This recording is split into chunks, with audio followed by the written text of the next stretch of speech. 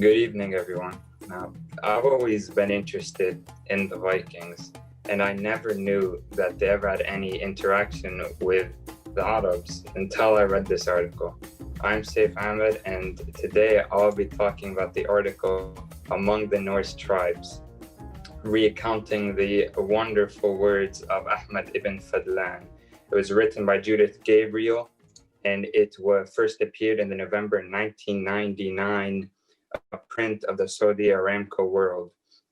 And of course, the words of Ahmed ibn Fadlan, it was one of the few people who ever talk about the Norse. It's one of the best sources that we've ever gotten. Now, you're probably wondering, how did the Vikings interact with the Arabs? I mean, when you picture Vikings, you have snow-capped mountains, frozen lakes, fur. You don't expect the dry weather of the Middle Eastern region. But what happened was that the Vikings, they penetrated through the vast mountains of what is today Ukraine, Russia, and Belarus, where they met Arab merchants near Central Asia. Now, this was the first major civilization they've ever seen. All they have up there are rudimentary towns just scattered around. There's nothing really interesting going on there. This was the first centralized civilization they found. But for the Arabs, they're used to finding strange people during their expansion, so this was normal for them. Now, the two groups, they met, they began intertwining and interacting. And the Arabs, they referred to the Vikings as Rus, which is now the source for what's Russia nowadays.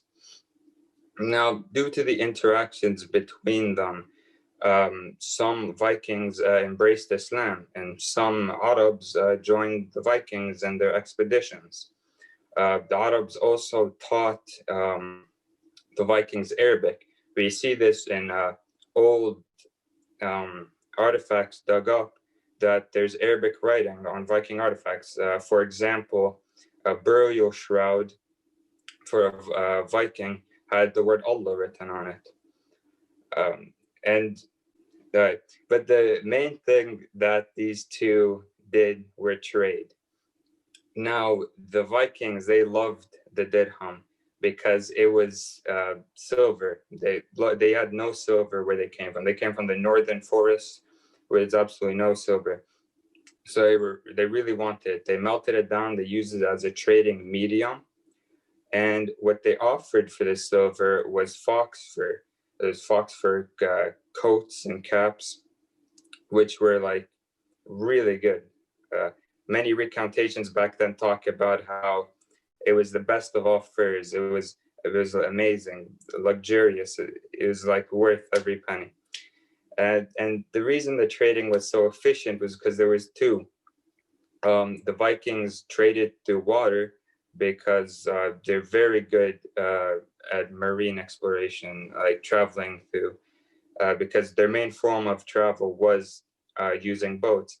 And the Arabs, on the other hand, are very good at traveling on land through caravans. So because they had two different efficient trade routes, it made trading really flourish, and it was really well.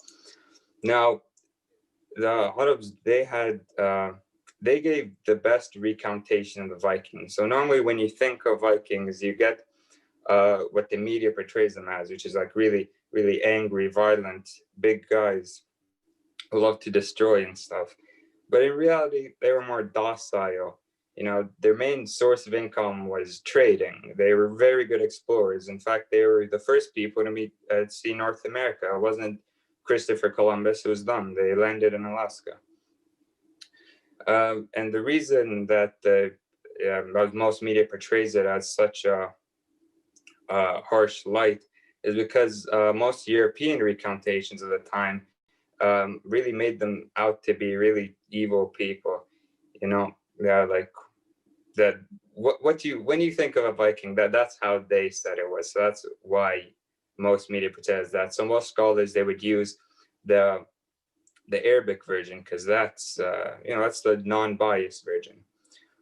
Now, unfortunately, bonds were cut short between the two groups because silver mines began to dwindle. They were running out of silver.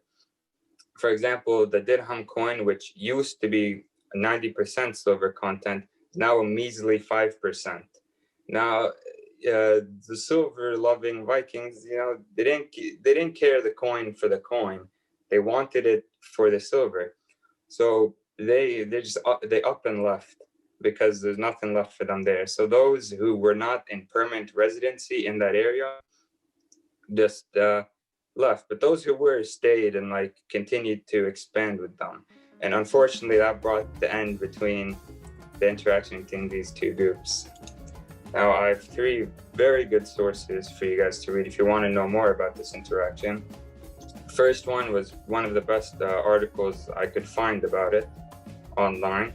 The second one was the article that this entire forward is based off of. It's very informative, goes into a lot more detail than I could explain if I explained it all in 2 hours, but it's still very worth it. Third one is the book that both of these are based off of, which is Ibn Fadlan's book, Arab Travelers in the Far North. Recommend, good read. Thank you.